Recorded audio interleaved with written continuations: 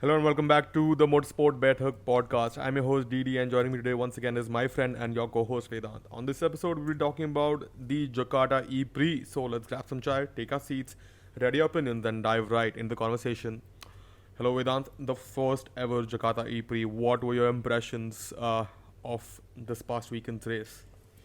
Oh yeah, I mean Mitch Evans winning once again and getting his championship challenge properly underway and getting into the mix finally. But I think that the track at Jakarta, a new track from scratch, I think it was, as Formula E track as it could be. I mean, the Formula E tracks of norm are built around city circuits or around city streets, right? Actual city streets. But the Jakarta circuit was built from scratch on a basically blank sheet of paper, but they were still able to manage the corners and everything like it a typical street circuit would be. So that was great, and I think the racing we saw was equivalent to what a Formula E race generally is. So yeah, that was also good. That's very interesting to say that the circuit that they built was a Formula E-esque circuit that you would see generally as a street circuit. Um, because I remember when we were talking, we were like, "Hey, is Formula E going to visit more purpose-built circuits versus street tracks, which didn't make Yeah, sense." Because Formula E should ideally be racing on street circuits, but now we have a purpose-built street yeah. circuit in a way that it's a purpose built track, but it's trying to emulate a street circuit. And not sure how much use it will get out of just hosting a Formula E event in the long No, I mean run. it's not a purpose built circuit properly per se. Like it's not like a facility like Interlagos or something like that. It is just a.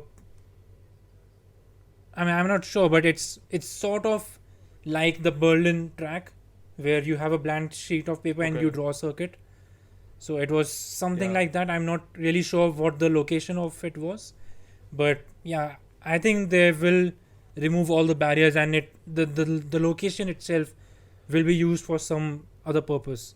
It won't be a racetrack after the weekend. Interesting. Yeah. Definitely something to look into though. Um, I missed the race, so I'm not sure what exactly Yeah. happened. And honestly, the highlights don't show you much except Mitch Evans battling Jean Eric Vergne and Edo Mortara. But tell us what happened in the race, Vedant. Well, as you said, Mitch Evans battling Jean Eric Vergne and Edo Mortara, because that battle lasted the entirety of the race, and Mitch Evans with some great moves and great battery saving won the race, because I think Jev, even when he was P2 and defending against Mortara, he was down to, I mean, he had less battery than Edo Mortara, but obviously Edo could not catch Jev in that moment in time. But Mitch Evans made use of his saved battery and his the the extra battery that he had over Jean Eric Vergne, and yeah, won the race. But yeah, but I think the race was not good. I mean, the race was good for Jean Eric Vergne and the top three per se, but the race was not good for Da Costa, Antonio Felix Da Costa, because he started P2 alongside his teammate, but he fell behind. He fell to P4 at the end after some really silly mistakes at the first few laps of the race. Interesting though. It was a pretty good weekend for both Jaguar Racing and DS Techeetah compared to Mercedes EQ, which usually hasn't been the norm in this season so far, except for that one weekend I believe where again I think it was Mitch Evans who won. Yeah, I mean, even Sambert finished only P9, so it was not that good a weekend for the Jaguar team, except that they won. So yeah, maybe that evens it out. But I think yeah, as you said, Mercedes EQ did not have a great weekend because Stoffel Vandoorne finished P5, which definitely hurt his championship lead, which is now down to just 5 points over Jean Eric Vergne. But Nick De Vries, once again, did not finish, which means the championship challenge and the title defense that Nick De Vries is trying to put is, I mean, I think he's only halfway.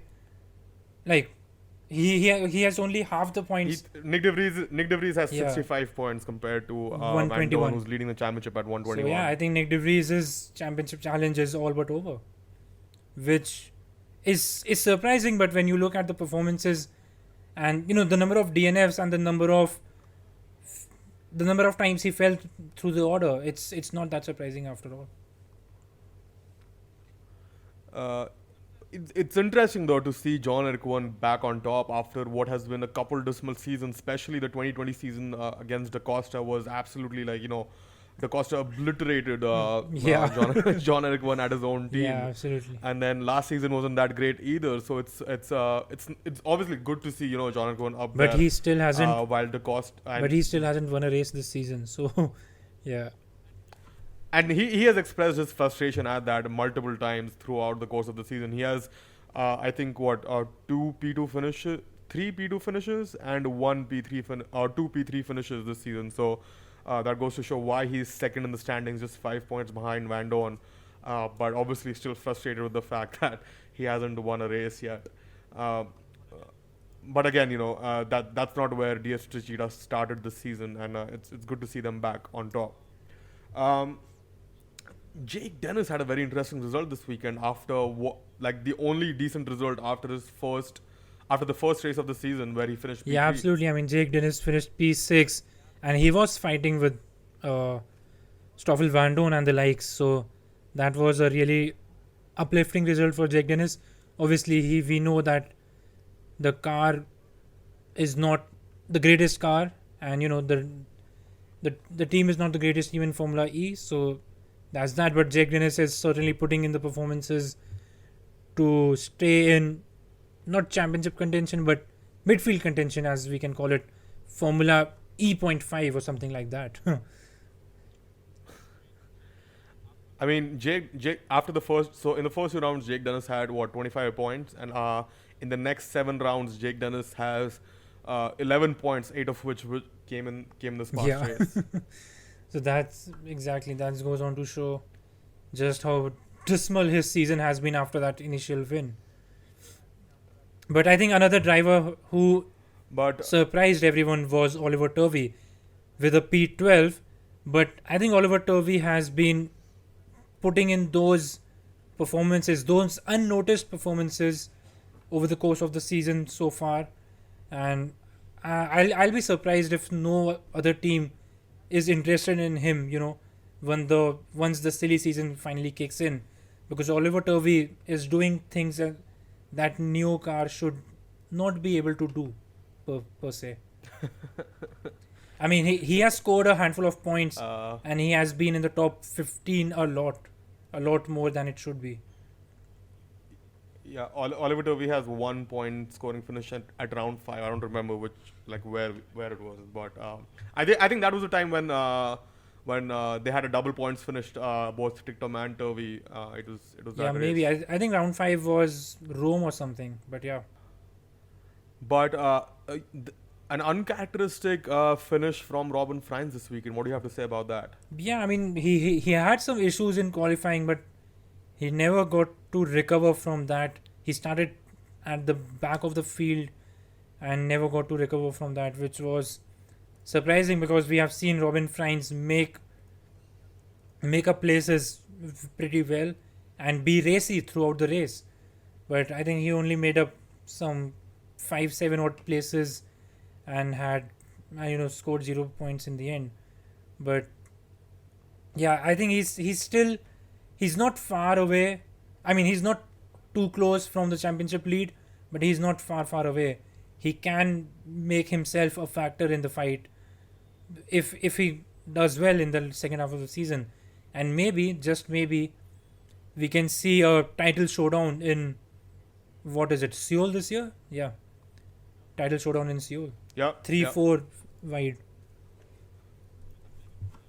I mean, if it's anything like last season, it won't be much of a showdown. At least we'll have a handful of drivers in contention.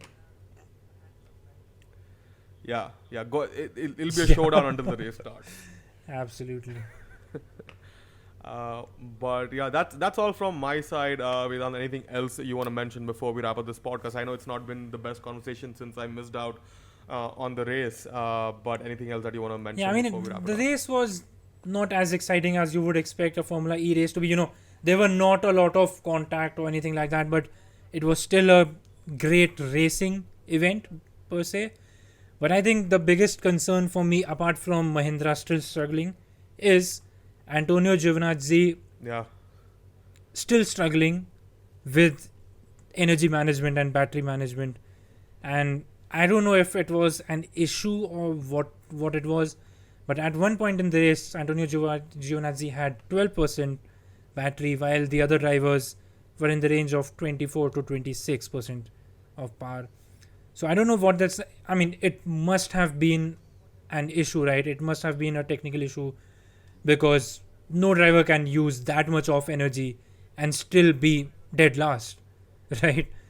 So we'll see how that goes, but I think Giovinazzi really needs to get on top of his energy management issues that he's facing in terms of his own driving style and the team's setup and mechanisms and things like that. Yeah, I mean, it's not unexpected, but it's still kind of weird that both Oliver Askew and Antonio Giovinazzi have been somewhat anonymous for the first half of this season. Usually you do hear about the back markers once in a while. Like even Dan Ticktum and Oliver Turvey, have made a mark with that 1 points finish that they have, the double points finish for Neo back in round 5, but. Nothing from the Dragon Penske team. I know Oliver Askew has 2 points, but nothing crazy coming from that team. No offhand. Like, there haven't been any finishes, especially given Formula E and how crazy it is usually. I wonder if that is just a result of the new qualifying format, which is not giving these teams as many chances as they might have with the previous qualifying format to score some points. But definitely disheartening to see to see these teams not make a mark at all so far in the season. But thank you, Vedant, for talking about Formula E with me once again. It's been a pleasure. Hopefully, I won't miss out on the next race, so we can have a great conversation there. And as always, we'll catch you on the next one.